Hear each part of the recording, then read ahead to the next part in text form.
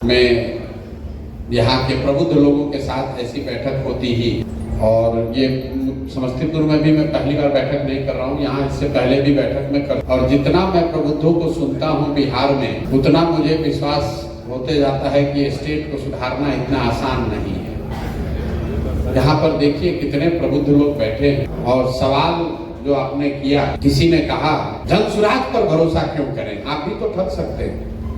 आप तो ऐसे बात कर रहे हैं जैसे मानो आपके पास 50 विकल्प पहले से हैं। अरे भाई, आपके पास विकल्प ही क्या है? आप जनसुराज पर भरोसा न करें तो क्या कीजिएगा? जो जिस दशा में जी रहे हैं वैसे और जीते रहे। जनसुराज पर आप भरोसा क्यों करें? आप यहाँ बहुत सारे डॉक्टर बैठे हैं, मान लीजिए कि आपको कोई बीमारी हो गई, उसका आप इलाज कराते हैं, डॉक्टर साहब ने सारी दवा देकर देख ली, आपका सुधार नहीं हुआ, डॉक्टर ने बताया भाई आपको लाइलाज बीमारी हो गई है, सुधरने वाला नहीं है, मन हो तो दवा खाइए, मन हो तो मत खाइए, दवा का इलाज नहीं हो सकता, अब इसका इलाज नहीं हो सकता। आप भी दुखी मन से जाके वही दवा खा रहे हैं, डायबिटीज हो गया मान लीजिए, तो दवा खा रहे हैं, अब सुधार उसका इलाज नहीं संभव है। अचानक से डॉक्टर साहब एक दिन आपको फोन करके ये बोल दें कि भाई मेरे एक नई दवा आई है जिससे संभव है कि जो समाज में सबसे पीछे है, अनपढ़ है, मजदूरी कर रहा है, उस तक जनसुराज की बात नहीं। हमारी चिंता ये है कि जो पढ़े लिखे हैं, दिन भर मोबाइल देख रहे हैं, सुन रहे हैं, समझ रहे हैं, वो भी समझ कर भी नहीं समझना चाह रहे। क्योंकि बिहार में चुनाव जीतने के लिए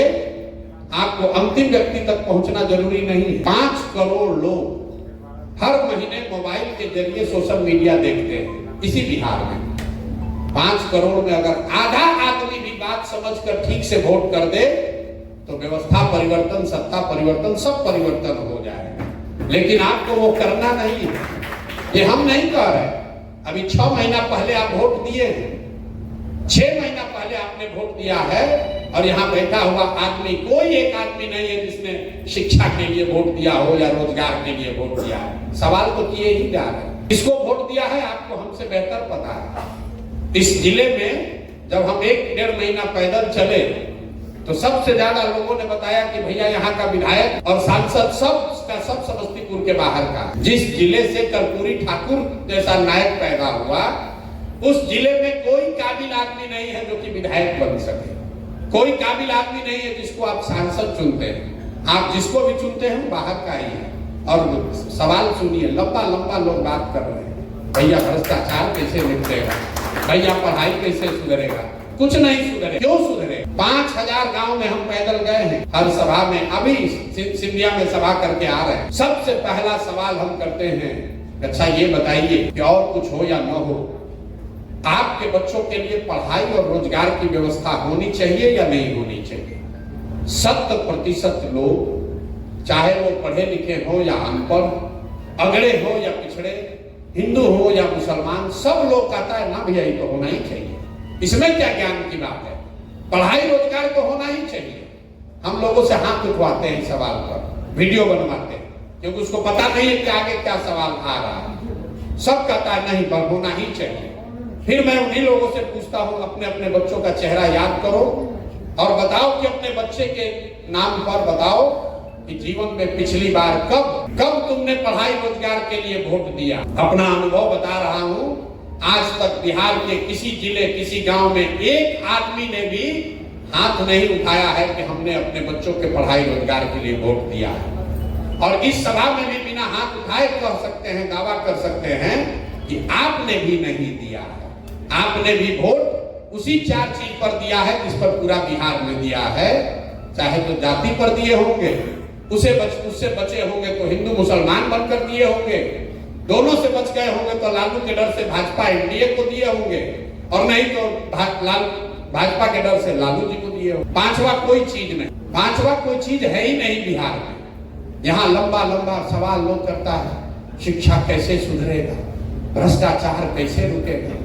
गांव में जाते हैं लोग कहता है भैया बड़ा मुखिया चोर है, अरे नाली गली नहीं बनवाया, राशन कार्ड में पैसा लग रहा है, कोई अभी बता रहा था, सारी सरकारी योजनाओं में पैसा लग रहा है। भाई 3 बरस पहले मुखिया का चुनाव हुआ, गांव में चलिए 500 रुपया लेकर वोट बेचा आपने, मुर्गा भात खाकर जाति के नाम पर वोट दिया आपने, दूध को पाउच पीकर वोट का सौदा किया आपने।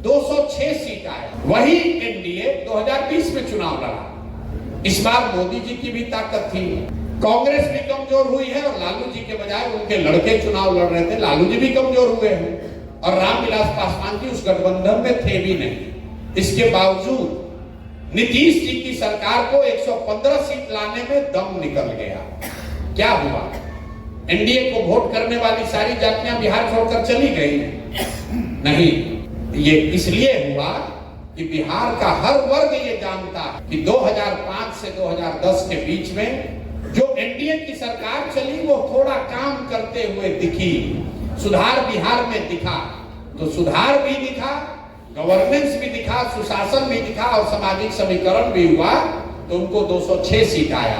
लेकिन 2020 में जब सुशासन का पोल खुल गया तो समीकरण के आधार पर सिर्फ 115 सीट आया।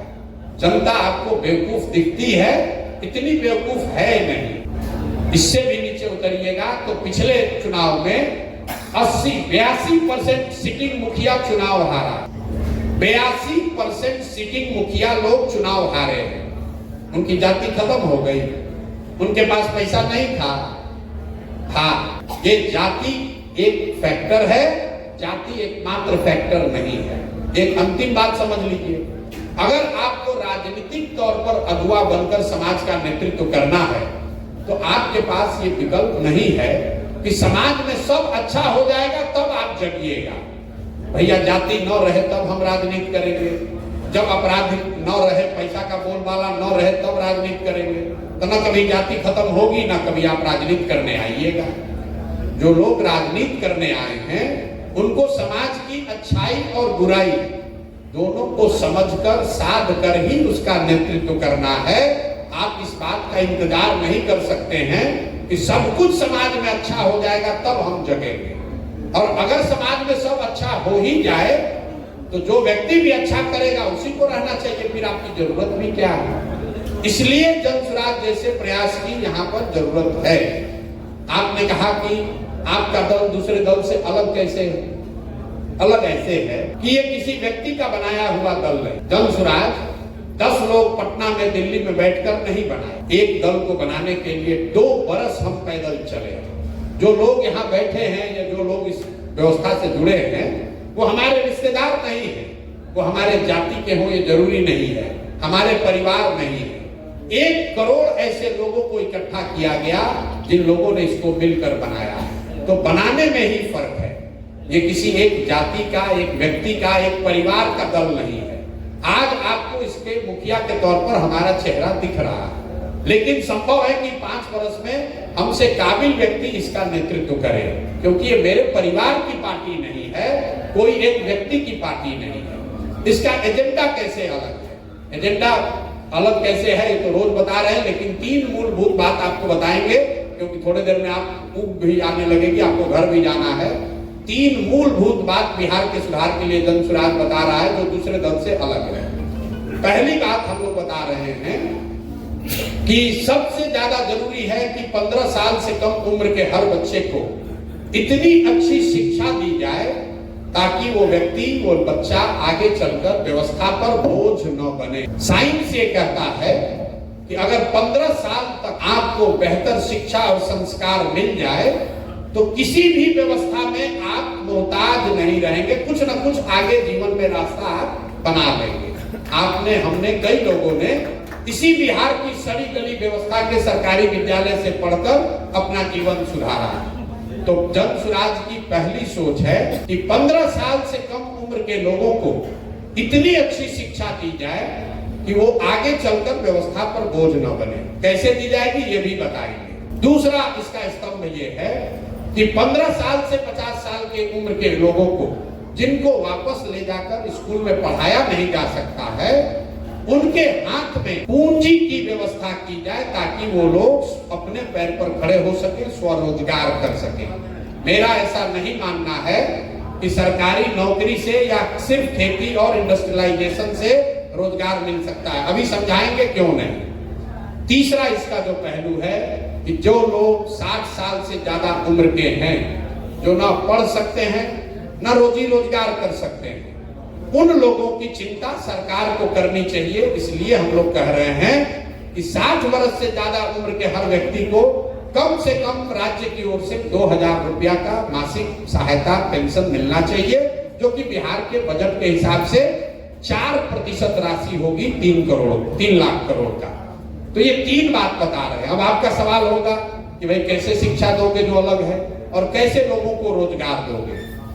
तो शिक्षा देने के लिए दुनिया भर के जो मॉडल हैं उसमें और बिहार के मॉडल में एक मूलभूत क्या कमी है कि बिहार में समता मूलक शिक्षा नीति बनाने के नाम पर यह प्रयास किया गया कि हर गांव, हर टोले में, हर पंचायत में विद्यालय खोल दिया गया। नतीजा क्या हुआ? जहां बिल्डिंग है वहां शिक्षक नहीं है, जहां शिक्षक है वहां बिल्डिंग नहीं है, जहां दोनों है वहां पढ़ने पढ़ाने का साधन नहीं है, जहां तीनों है वहां बच्चे नहीं है, और जहां सब कुछ है वहां पढ़ाई नहीं है। कुछ लोगों को लगता है कि बिहार में खिचड़ी बंटने से स्कूल की व्यवस्था खराब हो गई। ये बिल्कुल गलत बात है। अगर खिचड़ी बंटने से स्कूल की व्यवस्था खराब होती तो 6वां क्लास के ऊपर के स्कूल में तो खिचड़ी नहीं बंटता है, वहां पर पढ़ाई क्यों नहीं हो रही है? कुछ लोग, ज्ञानी लोग बताते हैं कि जो सारा शिक्षक आया है उसका क्वालिटी इतना खराब है, नियोजित शिक्षकों के क्वालिटी खराब होने से बिहार की शिक्षा व्यवस्था बिगड़ गई। ये भी गलत है, क्योंकि अगर नियोजित शिक्षकों से बिहार की व्यवस्था खराब होती तो पटना साइंस कॉलेज में पढ़ाई क्यों नहीं हो रहा है ये बता दीजिए। पटना कॉलेज में क्यों नहीं पढ़ाई हो रहा है? वहां तो नियोजित शिक्षक नहीं है, वहां तो खिचड़ी नहीं बट रही है। तो पहले आप इसका कारण समझिए कि शिक्षा में गिरावट है क्यों। शिक्षा में गिरावट इसलिए है कि कहीं ना कहीं समाज और सरकार दोनों की नजर में शिक्षा की कोई महत्ता नहीं। समाज का भी एक बड़ा वर्ग है जो स्कूल को सिर्फ साइकिल, पोशाक और खिचड़ी पाने का साधन जानता है। कॉलेज वो इसलिए जाता है कि उसको डिग्री मिल जाए। गांव में आप जाइए, लोग मास्टर साहब को कह रहे हैं, लोग कहते हैं कि मास्टर साहब से सर बताइए हमारा अभी तक साइकिल का पैसा नहीं मिला है। वो व्यक्ति ये नहीं बताता है कि हमारा 10 दिन से स्कूल में पढ़ाई नहीं हो रहा है। सरकार भी ये सोचती है कि 50,000 करोड़ रुपया खर्चा हो रहा है, कि मास्टर साहब को इतना सैलरी दे रहे हैं, पढ़ा तो रहा नहीं है, तो चलो भाई से कुछ दूसरा ही काम करा लो। तो उससे वोटर लिस्ट बनवाता है, उससे सफाई का काम कराता है। तो जब तक समाज और सरकार दोनों की चेतना में शिक्षा की प्रमुखता नहीं होगी तब तक शिक्षा व्यवस्था सुधर नहीं सकती है। दूसरी जो मैंने आपको बात बताई कि अब इसका सुधार का रास्ता क्या है? सुधार का रास्ता है समाज को बताना, और दूसरा काम कि हर गांव और हर पंचायत में विद्यालय बनाने के बजाय, हर बच्चे तक अच्छा विद्यालय पहुंचाने के बजाय कुछ अच्छे विद्यालय बनाए जाए जहां बच्चों को पहुंचाया जाए। ये व्यवस्था स्कैंडिनेवियन कंट्रीज में, अगर आप फिनलैंड चलिएगा, दुनिया में सबसे अच्छी शिक्षा व्यवस्था मानी जाती है फिनलैंड की। पीसा की रैंकिंग है उसमें नंबर 1 है। तो स्वीडन है, डेनमार्क है, फिनलैंड है, जो स्कैंडिनेवियन यूरोपियन कंट्री हैं, वहां पर लोगों ने क्या किया कि rather than taking school to the children, they have taken children to the school. मतलब जैसे जो शहरों में भी आप थोड़ा देखिएगा, आपके घर के बगल में स्कूल नहीं है, समस्तीपुर में कहीं एक अच्छा स्कूल खुला है, वहां आपका बच्चा गाड़ी से, स्कूल बस से, साइकिल से उस स्कूल तक जाता है। बिहार को अगर आप अध्ययन करेंगे, हम लोगों ने पाया कि अगर हर प्रखंड में 5 स्ट्रेटेजिक लोकेशंस पर गांव में अच्छे विद्यालय बना दिए जाएं और सारे गांव में स्कूल बस की सुविधा दे दी जाए तो 20 मिनट के अंदर बिहार का हर बच्चा अच्छे स्कूल में जा सकता है। तो ये हम लोगों की नीति है कि आने वाले 10 वर्ष में हर प्रखंड में कम से कम 10 विश्व स्तरीय विद्यालय बनाए जाए। विश्व स्तरीय विद्यालय मतलब नेतरहाट का नाम आपने सुना होगा। नेतरहाट का मैं एग्जांपल इसलिए देता हूं कि आप उससे कोरिलेट कर पाए। नेतरहाट बिहार सरकार का स्कूल है, था, अभी तो झारखंड में है। एक विद्यालय से 1500 से ज्यादा IAS IPS बने हैं और ज्यादातर लोग जो उस विद्यालय में पढ़े वो मध्यम वर्गीय या निम्न वर्ग के परिवार से वहां पर लोग गए थे, आर्थिक नजरिए से। तो अगर नेतरहाट जैसा विद्यालय हर प्रखंड में आपको बनाना हो एक, तो पूरे बिहार में इसका खर्चा कितना आएगा? करीब करीब 15 से 17 हजार करोड़ रुपया। इसलिए जनसुराज ने कहा कि हम लोग हर साल जो 60 हजार करोड़ रुपया शिक्षा का बजट है उसका 1/3 पैसा हम लोग खर्च करेंगे, ताकि हर प्रखंड में प्रति वर्ष कम से कम एक नेतरहाट के जैसा विद्यालय बन जाए, ताकि अगले 5 वर्ष में कम से कम 5 विद्यालय हो। दूसरी बात हमने क्या कही कि हम बनाएंगे 5 वर्ष में विद्यालय, लेकिन बच्चे का उम्र तो बढ़ रहा है। तो हम लोगों ने कहा, जो भाई साहब ने सवाल उठाया कि जब तक सरकारी व्यवस्था नहीं बनती है, 10 वर्ष लगेगा, तब तक आपके पास ये विकल्प है कि आप अपने बच्चे को प्राइवेट स्कूल में भेजिए और उसका फीस सरकार भरेगी। अब तुरंत कुछ आदमी कहेगा, अरे भैया तो सब आदमी प्राइवेट में जाएगा। बिल्कुल नहीं जाएगा। अमेरिका में इसका पूरा एक्सपेरिमेंट किया गया और भारत में भी आप देखिएगा, अगर आपसे ये पूछ लिया जाए कि पटना में आपका बच्चा प्राइवेट कॉलेज में पढ़ेगा कि साइंस कॉलेज में पढ़ेगा, तो 100% लोग कहेगा नहीं भैया साइंस कॉलेज में पढ़ेगा। अगर आपसे पूछा जाए कि आपके बच्चे को पीएमसीएच में मेडिकल करना है कि मणिपाल के प्राइवेट में मेडिकल करना है, 100% लोग कहेंगे कि नहीं पीएमसीएच में हमको मेडिकल करना है। तो सरकारी व्यवस्था जैसे जैसे सुधार होगा, ये एविडेंस वर्ल्ड वाइड बताता है कि लोग सरकारी विद्यालयों में पढ़ना प्रेफर करते हैं, और जैसे जैसे ये व्यवस्था बनेगी लोग इसमें नेतरहाट में जाना चाहेंगे, किसी प्राइवेट विद्यालय में नहीं जाना चाहेंगे।